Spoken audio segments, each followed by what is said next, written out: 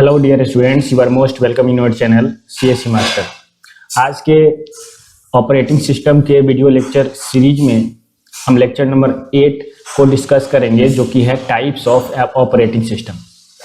ये टॉपिक बहुत ही इम्पॉर्टेंट है आपके एग्जामिनेशन पॉइंट ऑफ व्यू से, और ऑपरेटिंग सिस्टम को बेहतर समझने के लिए भी इम्पॉर्टेंट है, क्योंकि ऑपरेटिंग सिस्टम का एक बढ़िया हिस्ट्री रहा है और ऑपरेटिंग सिस्टम का इवोल्यूशन कैसे हुआ ये हम ऑपरेटिंग सिस्टम के टाइप के बेसिस पे बेहतर तरीके से समझ सकते हैं। तो सबसे पहले हम लोग जो ऑपरेटिंग सिस्टम पढ़ते हैं वो पढ़ते हैं बैच ऑपरेटिंग सिस्टम। ये जो बैच ऑपरेटिंग सिस्टम है, सबसे पहला ऑपरेटिंग सिस्टम था जो मल्टीटास्किंग का वर्क परफॉर्म करने में सक्षम था। मल्टीटास्किंग का मतलब क्या है?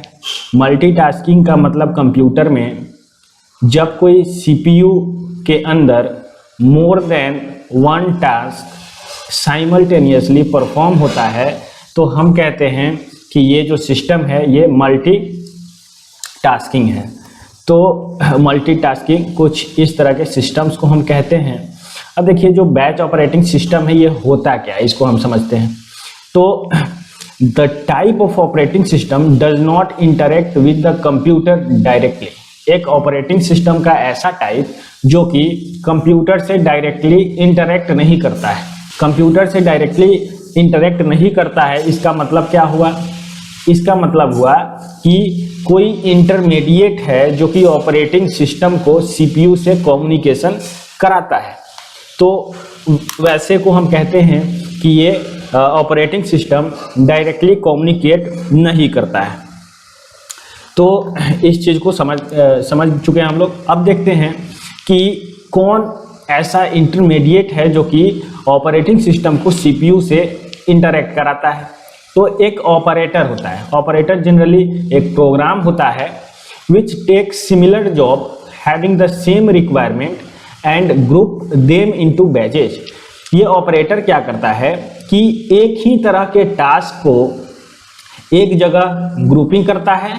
ग्रुपिंग करने के बाद उनका बैच तैयार करता है और उस बैच को CPU में प्रोसेसर में भेज देता है प्रोसेसिंग के लिए, ठीक है। और इस प्रकार टास्क परफॉर्म हो जाता है। तो ऐसे ऐसे बहुत सारे सिमिलर टाइप के टास्क हो सकते हैं जो कि परफॉर्म कराने हैं ऑपरेटिंग सिस्टम को।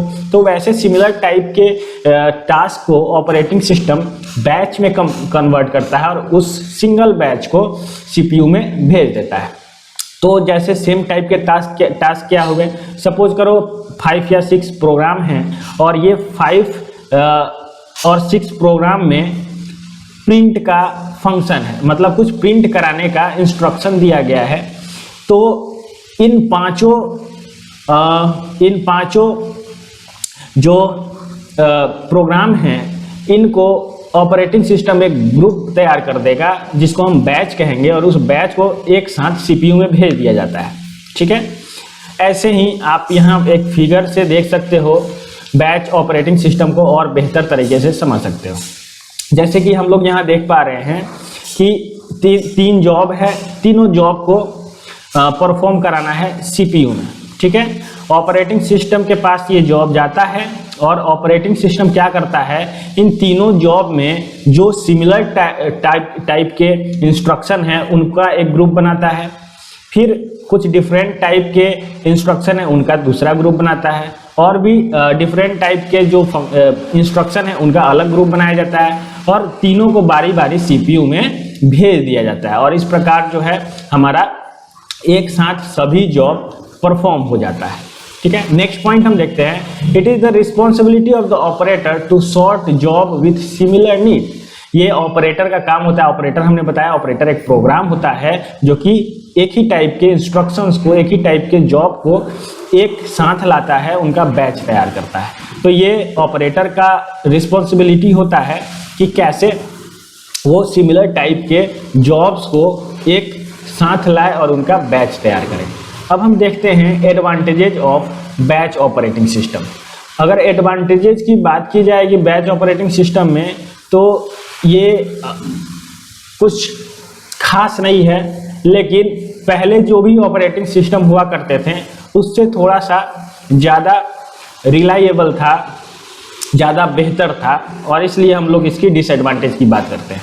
तो सबसे पहले हम लोग देखते हैं कि it is very difficult to guess और हाउ और know the time required for any job to complete. ये बहुत ही डिफिकल्ट हुआ करता था कि हम ये पता करें किसी जॉब को सीपीयू में कंप्लीट होने के लिए कितना टाइम लगेगा, ठीक।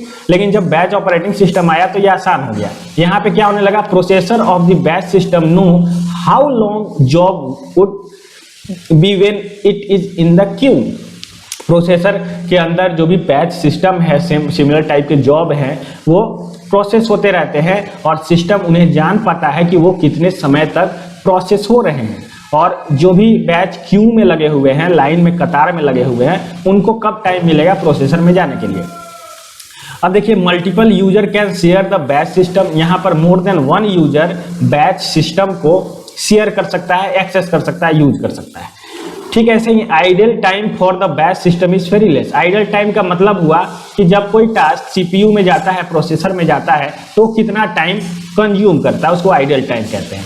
तो बैच सिस्टम का जो आइडल टाइम है वो बहुत कम हो जाता है जब हम लोग बैच ऑपरेटिंग सिस्टम की बात करते हैं।